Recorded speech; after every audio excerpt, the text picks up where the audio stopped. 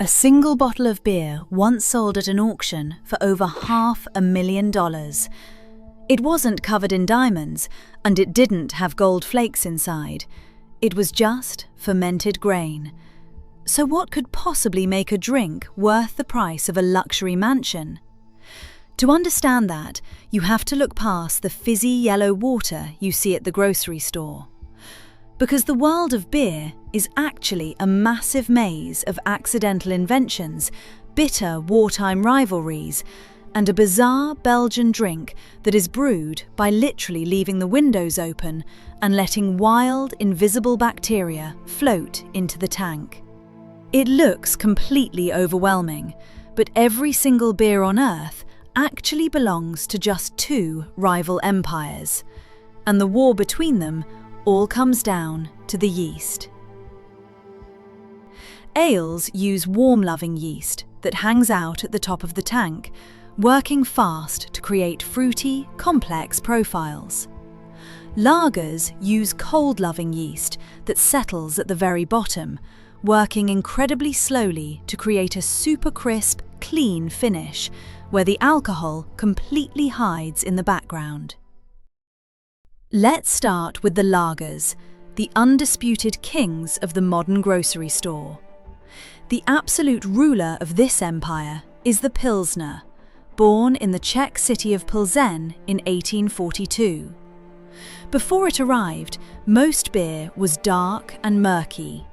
The Pilsner changed the world by being completely see-through, golden, and snapping across your tongue with a sharp, floral bitterness. But just a bit south in Munich, the locals wanted something less bitter and more refreshing for hot summer afternoons. So, they created the Helles. It looks just like a Pilsner, but it tastes like freshly baked white bread, smooth, slightly sweet, and meant to be drunk by the litre. Lagers don't have to be pale though. If you roast the grains just a little longer, you get the Vienna Lager. It features a beautiful reddish amber colour and tastes gently toasted, like the crust of a wood-fired pizza. This exact toasty flavour profile is what made the Märzen, or Oktoberfest beer, world famous. Historically brewed in March and hidden away in cold caves all summer, it emerged in autumn as a rich, malty powerhouse designed to keep a festival party going for weeks. And if you want to push lagers to their absolute limit, you drink a Bock. Invented by German monks to help them survive winter fasting, this is a dark, heavy liquid tasting of dark chocolate and raisins. It's so filling, the monks literally called it liquid bread. Now, let's jump across the fence to the ale family, where things get incredibly loud and fruity. The baseline here is the pale ale. It's the ultimate backyard barbecue drink, amber-coloured, perfectly balanced, and tasting like a mix of bitter pine and sweet biscuits.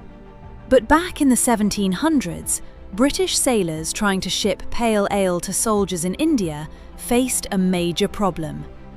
The beer kept rotting on the long, hot voyage. To save it, brewers dumped massive amounts of hops into the barrels because hops act as a natural preservative. By the time the ships arrived, the hops had transformed the liquid into the IPA, an India Pale Ale, a bitter, herbal slap to the face that became a global obsession. If regular IPAs are too bitter for you, American brewers fixed that by inventing the New England IPA. It's a beer so cloudy it looks like juice. By using different hop varieties, they stripped away the bitterness entirely, leaving behind massive explosions of mango, passion fruit, and pineapple. If you want to go to the darkest side of the ale family, look to the hard-working street porters of 18th century London.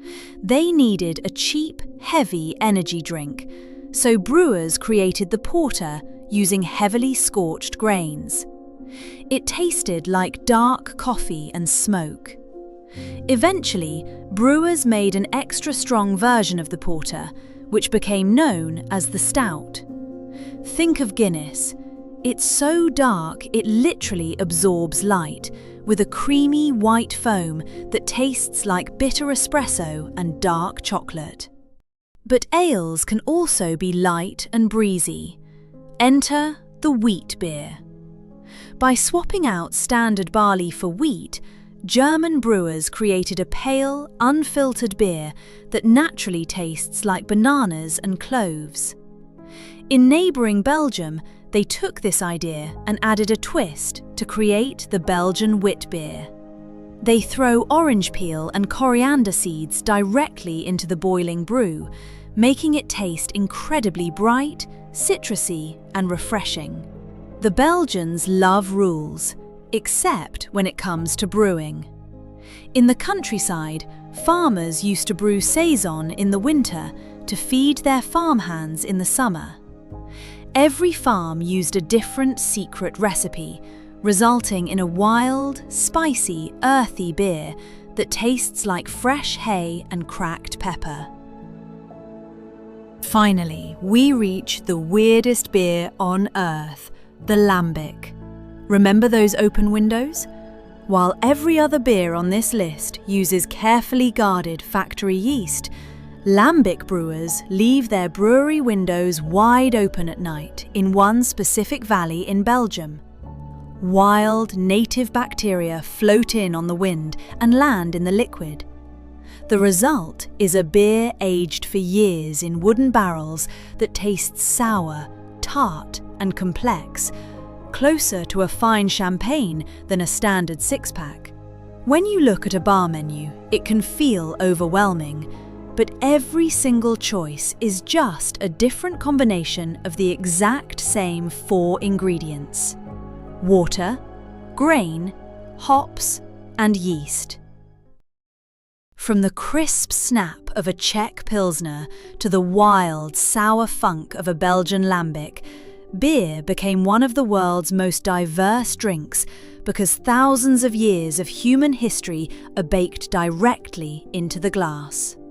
It is a reminder that even the simplest things in life usually have a beautiful story to tell. So the next time you raise a glass, remember you aren't just having a drink, you are tasting history. Cheers.